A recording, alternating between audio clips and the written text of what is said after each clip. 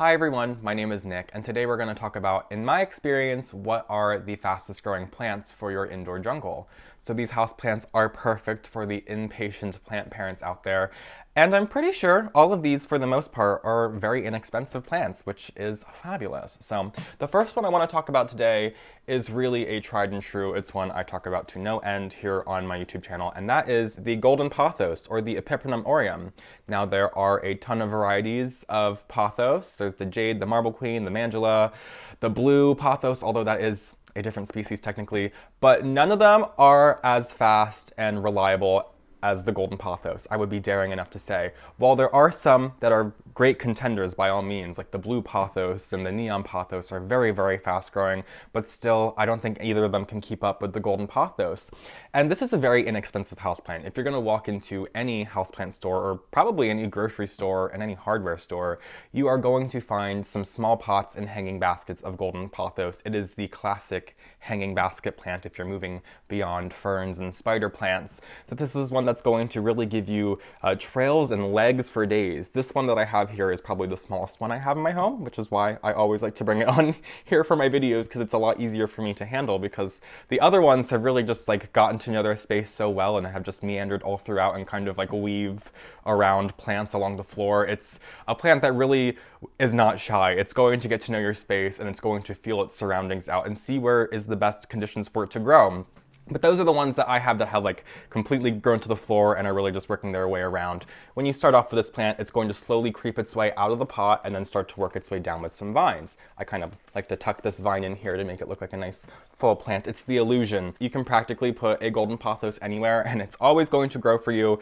Of course, the more light exposure you give it, the faster it's going to grow, and the more often you're going to have to water it. And speaking of watering, this is a plant that has a very great telltale sign as to when it needs water. The leaves are normally very waxy and they almost have like a little bit of succulence to them. They hold up very, very well and they're very robust, but when this plant is in need of water, the leaves will just kind of wilt very slightly. It'll look like it's in need of water, and you just go ahead, give it a nice drink, and it'll perk back up in a day's time, which is just such an easy way to care for your plant, because even if it's hanging up out of reach, you can see very clearly when it needs water without having to constantly go up there and check it with your finger or moisture meter or whatever you use to check when it's time to water your plants. So a very great visual aid, a very excellent plant for learning if you're trying to learn like the habits of plants and see how they grow throughout a year.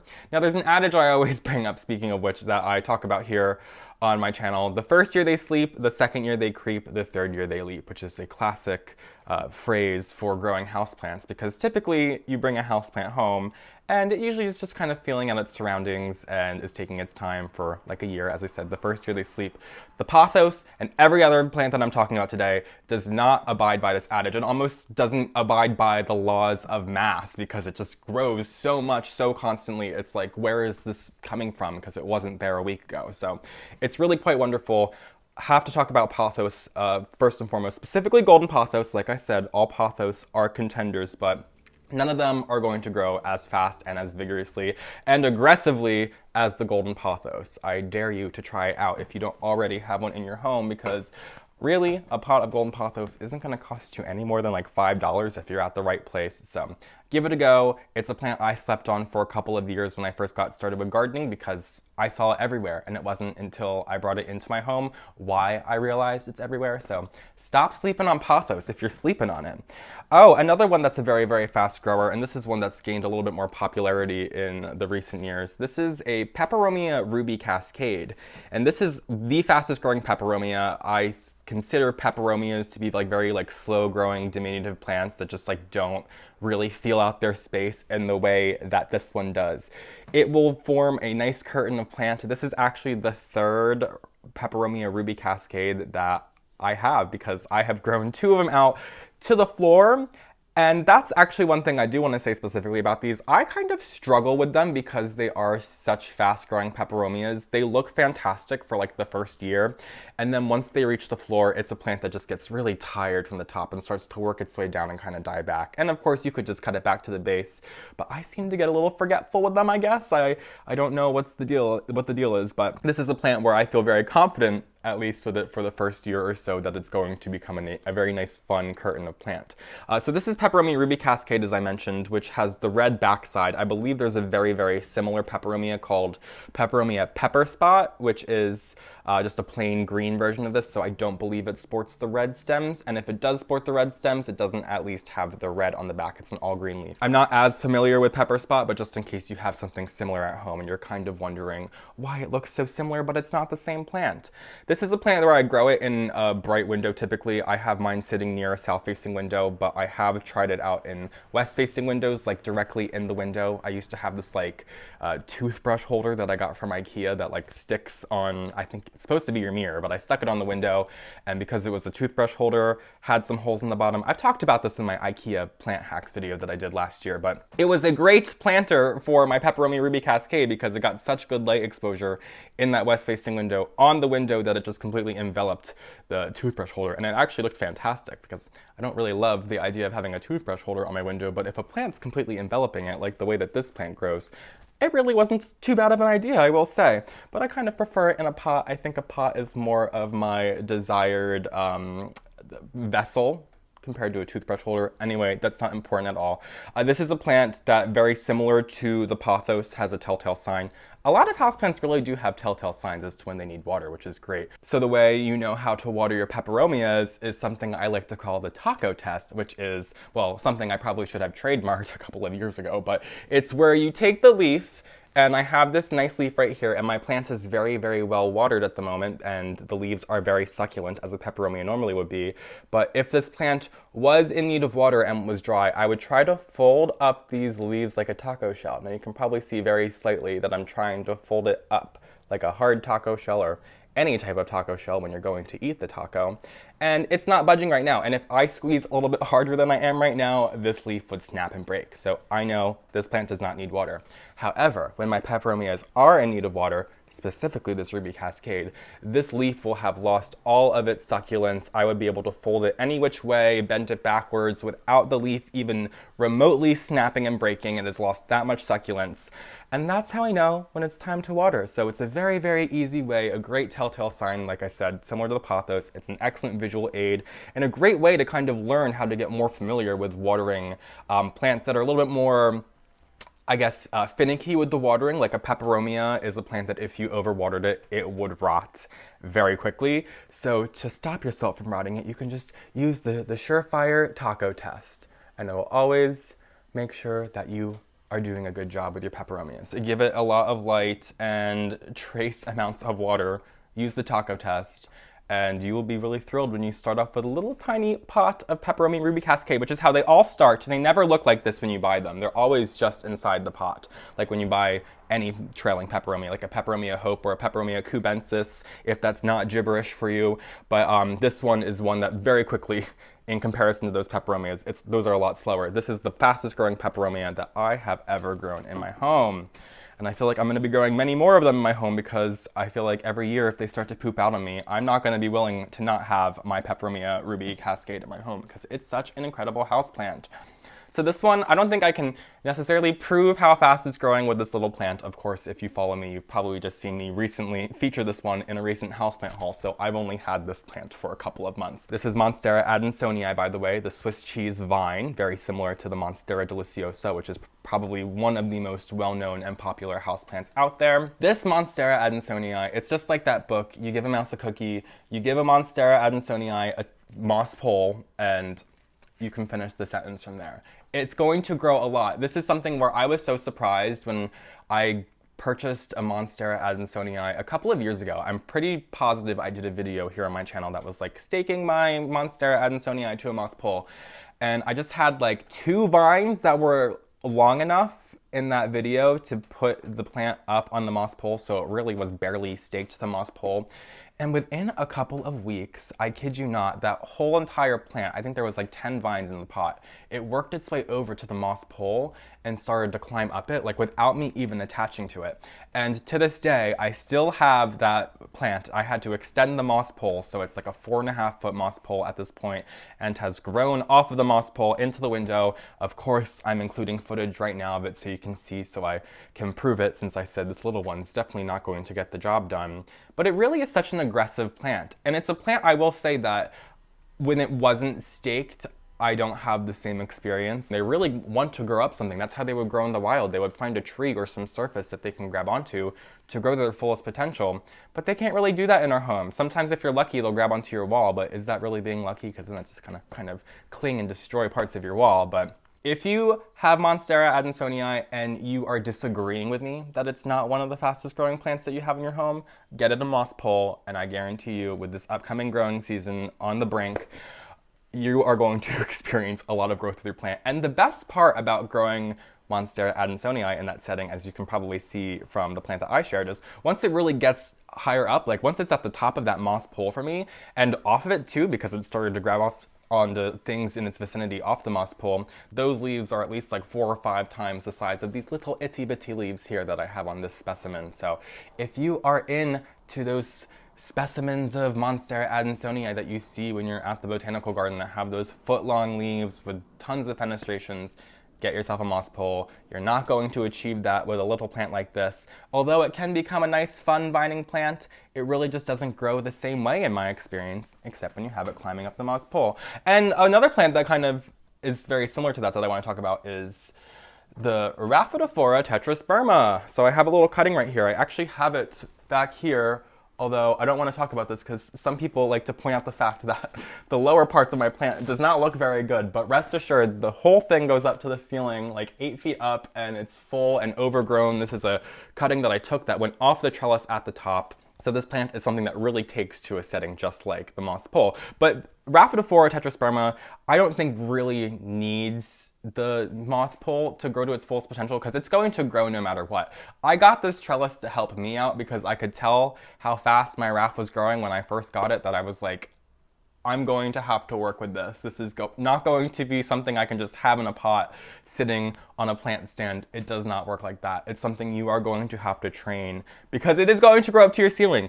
I would say out of all of the aroids I'm talking about today, I guess the golden pothos might be the fastest growing, but the Rhaphidophora is definitely the most aggressive. I guess that's the word I'm looking for. It's the most aggressive grower because, like I said, it's going to grow no matter what. It's going to find its way to grow up to your ceiling or across your floor or whatever.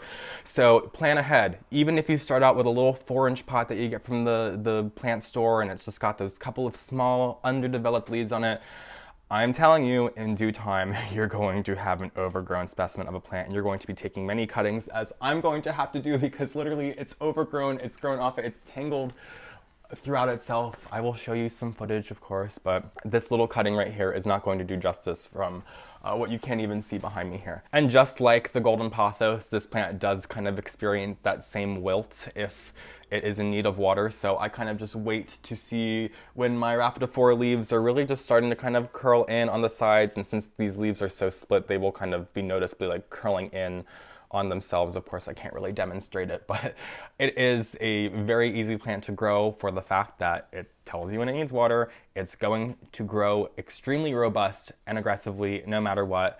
And fortunately, it's very, very readily available. When I first got my hands on Rhaphidophora tetrasperma, probably like 2 or 3 years ago, it was not easy to get your hands on. I remember I got it from a specialty site and I was shocked to even be able to get it in the large pot that I did then. But nowadays you find Rhaphidophoras already grown up like 6 feet on a trellis and it's excellent. So you can start off like that, but really don't waste your money because you can get just as much in a very short amount of time. Probably like 6 months the plant, I would say, could grow from the base of the trellis to the top, given that it has adequate light. So just keep that in mind. I have my SOLTECH Solutions Aspect Light, which I'll include my discount code NICK2021 on screen if you want to get 15% off your own.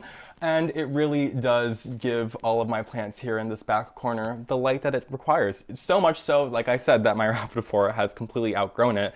And now that it's grown beyond the light, I really, really need to consider cutting it back because these leaves that are up top are just not nearly as big as the ones that were at the bottom when it was reveling in that wonderful grow light. And, ooh, this is a fun one. So this is one that I can't really talk about that much on my YouTube channel anymore because the way I have it in my home, it's just up there hanging and I cannot pull it down. It's grabbed onto so many things around it. I cannot dream of pulling that thing down until I move out of this space. So this is a Senecio macroglossus, and this is what they commonly refer to as wax ivy. And I'm sure if you were unfamiliar with this plant beforehand, when I pulled this up, you probably did think it was just a piece of ivy that I was going to talk about. Now, I kind of slam ivy a bit here on my channel. I don't love English ivy. Well, I love English ivy. Like, it is the vibe. It is absolutely the vibe I'm looking for. But it is a horrible houseplant. It's a pest magnet. It requires a lot of light. I'm sure there are going to be some people who have different experiences out there, but I have tried endlessly to grow ivy in my home, and it's just not something that I find feasible. Senecio macroglossus, however, is an incredible replacement to your English ivy. It is a succulent, so it still requires sunlight. I don't think it requires nearly as much as ivy seems to require. I think you could probably still get away with growing this in an east or north-facing window. Of course, it wouldn't grow to its fullest potential. But as I mentioned, it is a succulent. It's a Senecio. As I said, it's very closely related to like string of pearls and string of dolphins and all of those wonderful plants, which you can kind of tell in that similar trailing matter that it grows and just broke the plant. That's okay, it's just a cutting. But this is such a cutie. It is something that really gives a different vibe than your ivy because of its aggressive manner where it kind of is just like trailing over the place. It'll kind of like spindle up things similar to the way like a Hoya grows and not like a way ivy grows where it kind of clings to stuff. So it definitely gives you that different vibe. And the succulent leaves are really great. I think I failed to mention that there's this really thick cuticle layer on top of the leaves, which really gives it that waxy succulence to it. And I really, really appreciate that. It's a plant when it's well watered and the leaves are just so super succulent. Some of the most developed leaves are like a couple millimeters thick, and it's just like so fun to just kind of squeeze them. Obviously, you don't want to damage the plant, but this plant is such a fast grower. It's one that I feel like I could take cuttings of it practically every week and give them to my friends, and I probably wouldn't even notice because it just seems to regrow that fast every time I cut it. If you ever do stumble across a nice little plant of Senecio macroglossus, I highly recommend giving it a grow. It's such a rewarding plant to grow, and it's so fun that it's an imposter plant to ivy. It's definitely a conversation piece. People, when they come into my house and they see my very robust Senecio macroglossus, they're always like, oh, you have an ivy plant. And I'm like, actually, technically, I don't, but kind of technically I do because it's a wax ivy, so I guess technically it's ivy, but it's not the ivy that we all know and love. So it's very fun, and I've been so thrilled that this is a plant that's been becoming much more readily available. It's one that I've been seeing a lot more often in the past year at houseplant stores, which is great because it was a very underappreciated houseplant, and I think it still is really. It still needs to catch on a little bit more. But if you've struggled with ivy and you want that ivy vibe, I highly recommend trying out Senecio macroglossus. You will not be disappointed. And this is another plant that I talk about, I feel like, practically every video. But once again, that's for good reason, because this is a good-ass houseplant. So this is a Scindapsus pictus, and this is the standard version, or the most common version that you would typically see. Oh, got a plant that's jumping out of the pot here. So this is Scindapsus pictus Argyreus. So this is just the one that kind of lacks any more variegation than just this little bit of splashing right here. So it's just your standard one that you're going to see if you go into Home Depot or Lowe's or the grocery store. Typically this is the variety that's going to be there for like $5 or less. And just like the golden pothos, this is a very, very fast growing houseplant. I really like the vibe that this one gives in comparison to the golden pothos, because I think golden pothos with those thicker waxy leaves that kind of hold themselves like more upright, it's got more of that like aggressive vibe that like the Rhaphidophora tetrasperma has. But I think that Scindapsus has just more of a relaxed vibe. It's more like bohemian. It's not going to be in your face. It's still going to grow, honestly, I'd say faster than the golden pothos. Yeah, I would say faster than the golden pothos. This is a really, really fast growing plant. Is it the fastest growing plant I have in my home?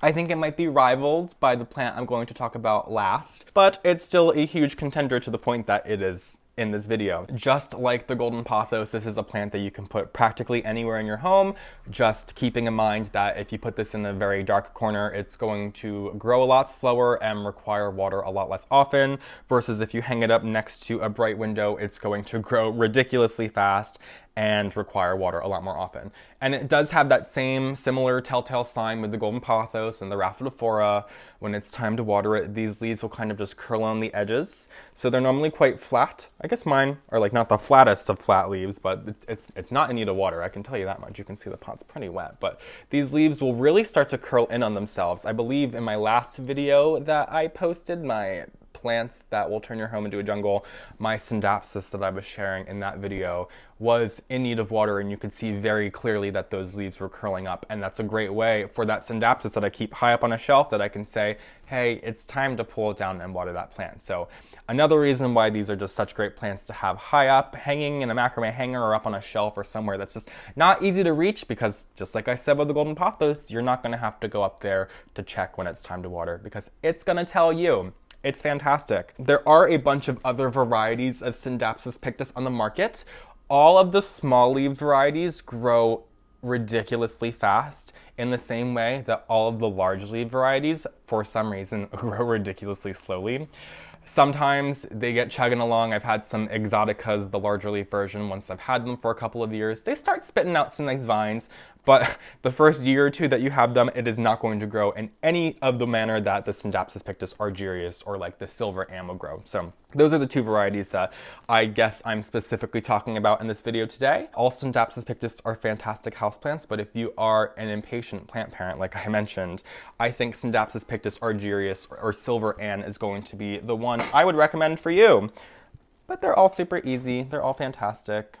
I have a bunch of each of them all throughout my home. The last plant I want to talk about today is, as I kind of hinted to, is 100% the fastest growing plant I have in my home.